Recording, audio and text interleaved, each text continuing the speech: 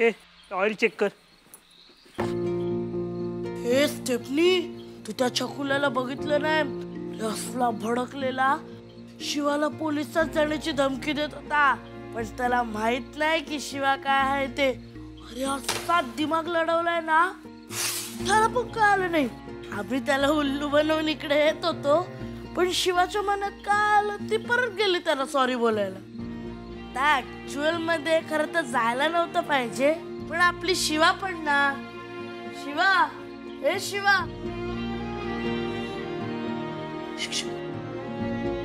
शिवा, गाडी आजच द्यायची आहे ना? शिवा, 8 नंबरचा पाना दे. हो शिवा.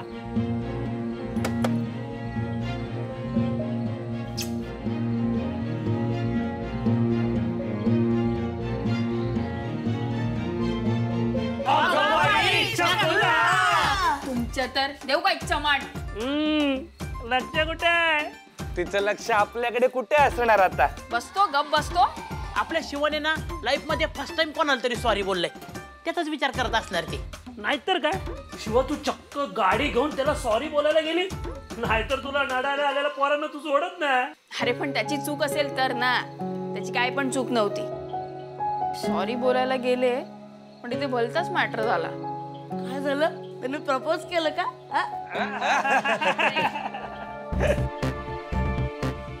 त्याच्या अंगावरच कलर सांडला.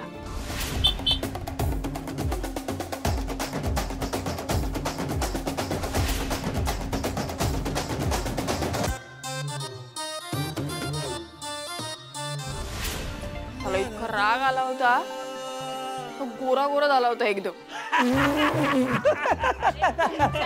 फेकून मारू का? अरे बिचारा आहे रे तो. बिचारा म्हणून तू त्या बिचाराच्या टेन्शन मध्ये आहे का? नाही, ते जरा भलतच झालंय. त्या दिव्याला लग्नासाठी पोरगा आलाय आणि तिला ते लग्न नाही करायचंय. आता जर हे लग्न तोडायचं असेल तर मी काय करायला पाहिजे याचा विचार करते. पण शिवा, तू दर टायमाला तिचं लग्न मोडायला लागलीस तर तिचं लग्न कसं होणार? होईल रे, होईल. तिच्याही आयुष्यात असेल एखादा राजकुमार जो तिच्यावर प्रेम करेल, तिच्याशी लग्न करेल. आपल्या पप्पाची पण हीच इच्छा होती. मग तुझं लग्न कसं होईल? तू अकेलीच राहशील ना? अरे अशी कशी अकेली राहीन, तुमची सोबत आहे ना. ए नाही नाही, आम्ही सगळे लोक शादी करणार, तू त्याला दे. आणि मी तर सेटिंग लावायला सुरुवात पण केली आहे. अप्पर, तुझी सेटिंग माहिती आहे मला. तिथे आपली पण सेटिंग लागणार आहे. तू सेटिंग लावत बघ, मी लग्न करून मोकळा होतो. काय रे? मग मी काय मामा बनून तुझ्या पोरांना मालवणी जत्रेत फिरायला नेऊ? मला काय प्रॉब्लेम नाही. प्रॉब्लेम नाही ना? चुप.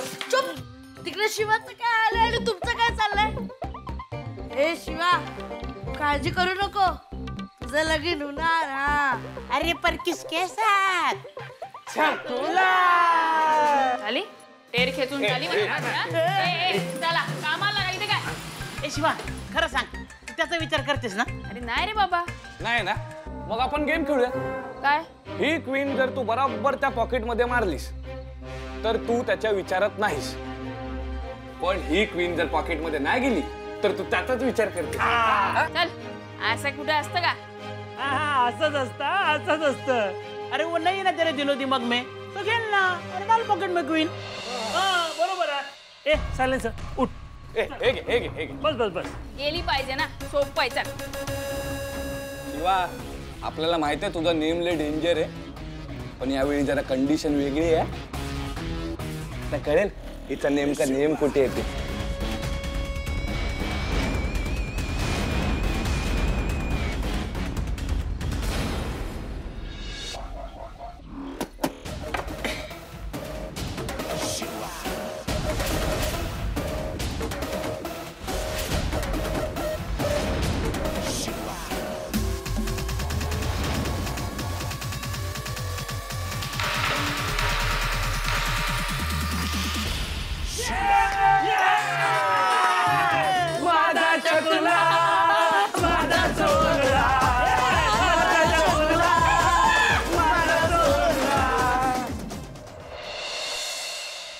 सुहासराव, आयुष्य असं ऐशोआरामात जगता आलं पाहिजे. कोणाची गुलामी नाही, आपण आपल्या मर्जीचे राजे. पण हे सगळं कधी? रामभाऊंची सगळी प्रॉपर्टी फस्त केल्यावर. तर आपण आहात देसाई ऑटोमोबाईल्सचे सर्व. रामभाऊ देसाईंनी त्यांची सगळी प्रॉपर्टी ज्यांच्या नावे केली आहे असे त्यांचे हुशार आणि कर्तबगार जावई सुहास शिर्के.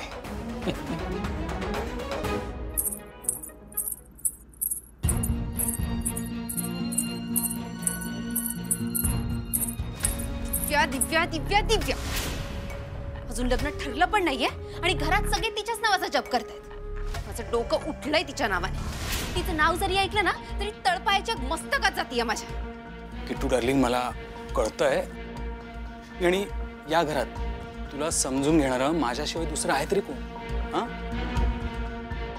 मला सांग, तू जेवलीस ना व्यवस्थित?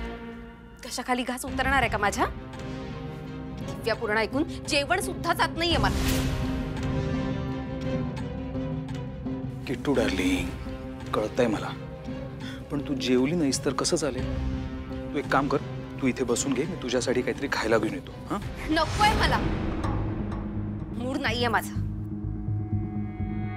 किट्टू डार्लिंग, मला कळतंय, पण कोण कुठली ती दिव्या, तिच्यासाठी तू उपाशी राहणार? मला अजिबात चालणार नाही. मला ना अशा गोष्टींचा खूप त्रास होतो. तू एक काम कर, तू इथे बस, मी तुझ्यासाठी काहीतरी Shut up, सुहास. तुला एकदा नकोय सांगितलेलं कळत नाही का? मूर्ख. भूक नाहीये मला. ओके, सॉरी, चुकलो. परत नाही बोलणार. तसा या घरात मी कोण आहे? केवळ एक आश्रित. किट्टू डार्लिंग, तुझे बूट आहेत, पॉलिश करून देतो. काय?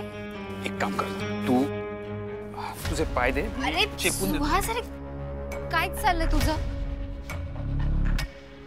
घरातली गडी माणसं आणखीन काय करणार? या घरात मला काही किंमतच नाही. आता बघितलंस ना, रामभाऊंकडे काही काम घेऊन गेलो ना की फुली असते. त्यांच्या मनात माझ्यासाठी जागा नाही तर शोरूमची जागा कुठून बघणार? किट्टू डार्लिंग, मी एक काम करतो, अख्ख्या घराचा ना केर काढून घेतो आणि मग लादी पुसून घेतो आणि मग किचनची भांडी सुद्धा घासून येतो. चालेल? हा, ए सुहास, हे बघ, पास झालं.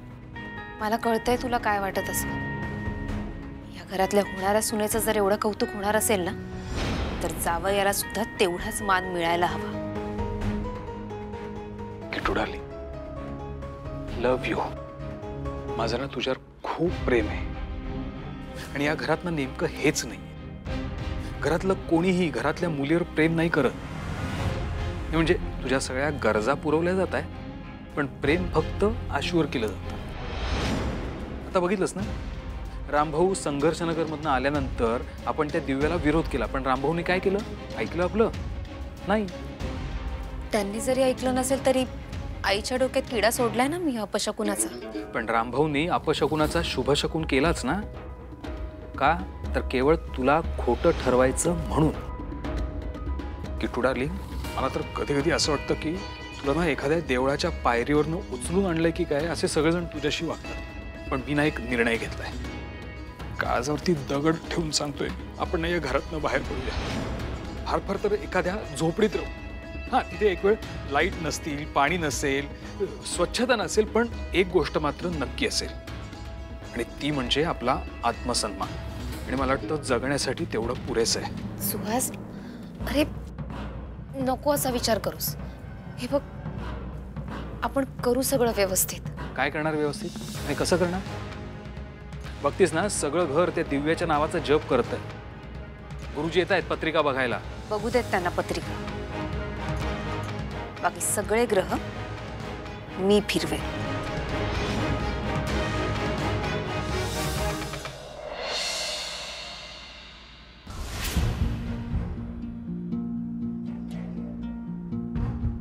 रामचंद्र भाऊ, ही त्यांची एकुलती एक मुलगी नाही. नाही, असं कसं होईल गुरुजी? अहो, हो, पत्रिका बघून मी नक्की सांगू शकतो. या मुलीच्या आधी त्यांना एक अपत्य असणार. काय? पण त्यांनी आम्हाला सांगितलं की त्यांना एकच मुलगी आहे. बघितलं भाऊ, त्या मुलीला त्या लोकांना आपल्या घरात पाठवायचंय म्हणून ते कुठल्या थराला जाऊ शकतात? नाही तुम्ही आत्ताच्या आत्ता. कीर्ती, गुरुजी अहो त्या मुलीनंच मला ही पत्रिका आणून दिली, म्हणजे दिव्यानंच ही पत्रिका आणून दिली. मान्य आहे, पण पत्रिकेतले ग्रह सत्य समोर आणतायत आणि माझं वाचन आजपर्यंत चुकलेलं नाही. या मुलीपेक्षा कोणीतरी मोठं अपत्य त्यांना असणार. भाऊ भाऊ आपण गुरुजींचा शब्द कधीही टाळत नाही, त्यामुळे मला असं वाटतं की ते ज्या अर्थी सांगतात त्यात काहीतरी तथ्य असेल ना. आणि शेवटी आशूच्या आयुष्याचा प्रश्न आहे नाही का सीताई? अहो गुरुजींना शंका आली आहे तर आपण एकदा विचारून बघितलं तर काय हरकत आहे?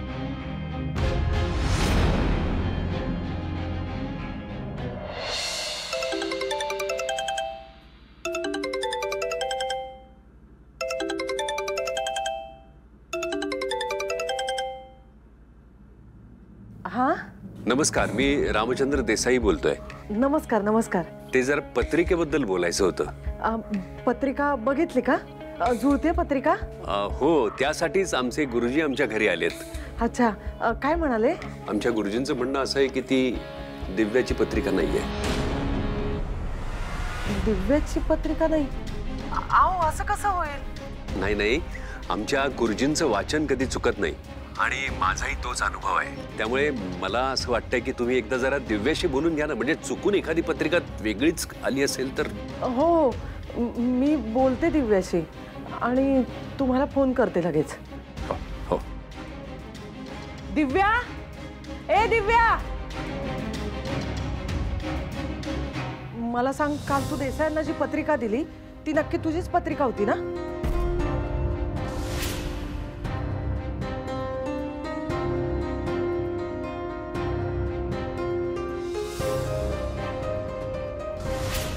असं का विचारतेस? हे सगळं जाऊ दे, तू मला खरं खरं सांग, ती पत्रिका तुझीच होती की नाही?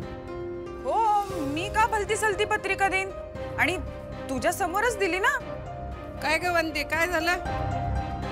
अहो आई, तो रामभाऊंचा फोन आला होता. काय? दिव्याने काल रामभाऊंना जी पत्रिका दिली ना, ती पत्रिका दिव्याची नाहीच असं त्यांचं म्हणणं आहे. त्यासाठी फोन आला होता त्यांचा. असं कसं होईल? अहो आई, त्यांचाच फोन आहे. आता काय सांगू त्यांना? जे काय आहे ते खरं सांग बोलता. हा रामभाऊ, अहो मी बोलले दिव्याशी. ती म्हणाली ती पत्रिका तिचीच आहे आणि तिचं नाव पण आहे त्याच्यावर. नाही अहो, नाव तिचंच आहे पण पत्रिका तिची नाहीये. हॅलो, हा नमस्कार साहेब, मी बाई आजी बोलती, दिव्याची आजी. हा नमस्कार. आमचे गुरुजी म्हणतात पत्रिकेप्रमाणे वहिनींना एक थोरलं अपत्य देखील आहे. हे खरं आहे का? हे बघा, तुमचं गुरुजी म्हणतात ना ते एकदम बरोबर आहे. म्हणजे दिव्या थोरली मुलगी नाही? नाही, त्याचं काय आहे ना, आमच्या सुनाला त्याच्या आधी एक पोरगा झाला होता, पण तो लहानपणीच गेला हो, आणि त्याच्यानंतर दिव्या झाली, म्हणून दिव्या थोरली नाही. अच्छा. माफ करा बरं का आम्हासनी. नाही म्हणजे आम्ही तुम्हासनी हे आधीच सांगायला पाहिजे होतं. काही हरकत नाही, मी आमच्या गुरुजींशी बोलून तुम्हाला कळवतो. चालतंय की. बरं झालं आई तुम्हीच बोललात ते, हे माझ्या डोक्यातच आलं नसतं. गोष्टी तुम्ही लपवताय आणि मला विचारताय मी बरोबर दिली का म्हणून. अगं मी घाबरले होते, नाही लक्षात आलं माझ्या बाई. बरोबर आहे का? गेलेल्या पोराचा काहीच संबंध नाही का, म्हणून डोसक्यात नाही राहिलं तुझ्या. पण वंदे, त्यांचं गुरुजी एकदम खरं खरं बोलतात बरं का. तेव्हा इथनं मोर जे काय सांगायचंय ते तेचनी खरं सांगायचं, शिवाचं पण. गुरुजी, तुमची शंका अगदी योग्य होती. त्यांना एक थोरला मुलगा होता जो लहानपणीच गेला. बघितलंस? अगं एक मूल लहानपणीच गेलंय त्यांचं, म्हणजे नक्कीच त्या घरात काहीतरी दोष असणार. अगं असं नको व्हायला. आणि तसंही त्या देवळातल्या गुरुजींनी सांगितल्याप्रमाणे ती मुलगी ही नाहीच आहे. त्यापेक्षा आपण काय करूया? गुरुजी काय सांगतायत ते ऐकूया ना. गुरुजी, मला ही मुलगी खूप आवडली आणि मला तर वाटतंय की हीच मुलगी आमच्या घरात सून म्हणून येईल. अर्थात पत्रिका जुळली तर.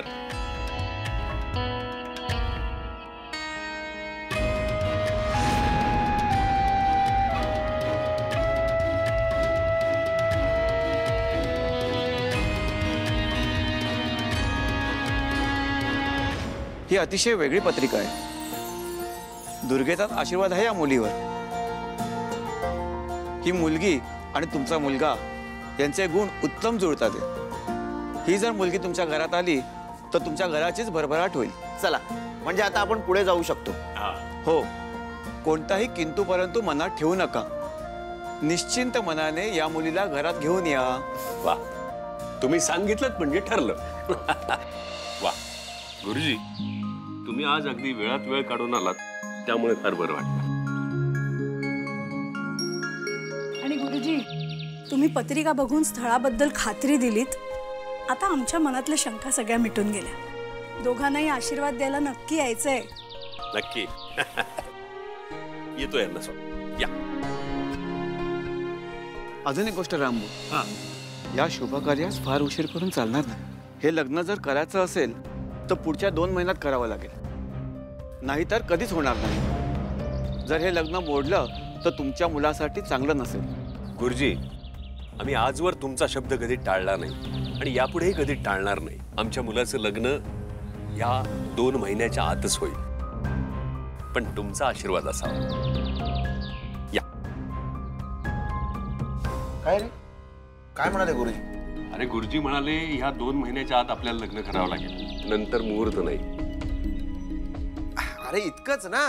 अरे मग त्यात काय, करून टाकू की. म्हणजे आता घरात लगीन घाई सुरू.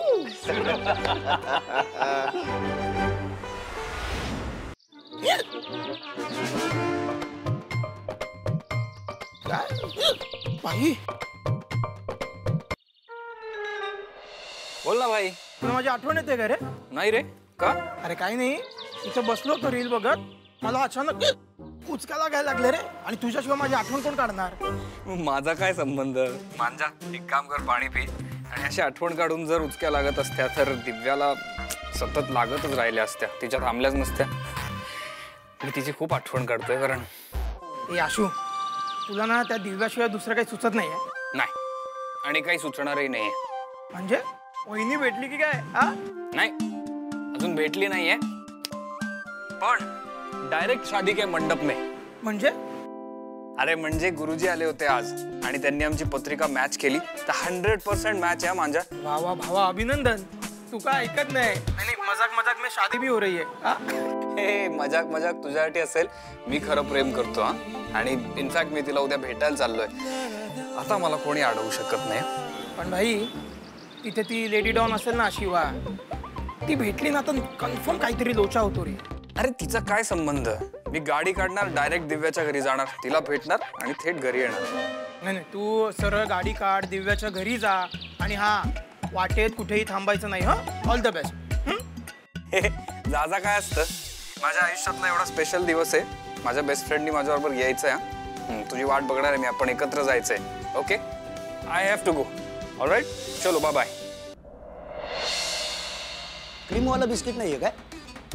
नाही, असं द्या, छान आहे. भैयाजी, काय झालं, कसलं टेन्शन आहे? अहो तुमच्या नातीचं नशीब चांगलं, मागच्या जन्मात काहीतरी पुण्य केलं असेल तिने.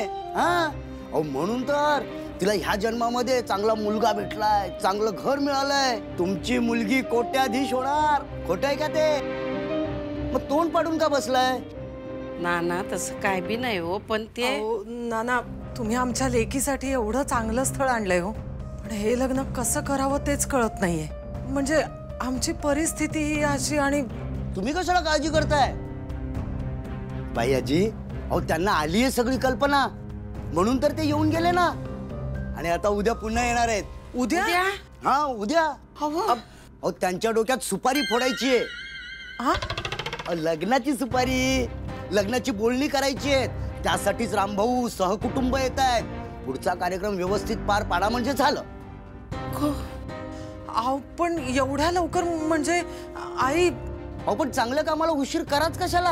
हा हे बघा, फक्त एक करा, ते पाहुणे घरात असेपर्यंत ना शिवाला तेवढं लांब करा. नाही म्हणजे कसं आहे, एकदा लग्नाची बोलणी होऊ दे, कार्यक्रम व्यवस्थित पार पडू दे. वहिनी आता गोडधोड काहीतरी करा.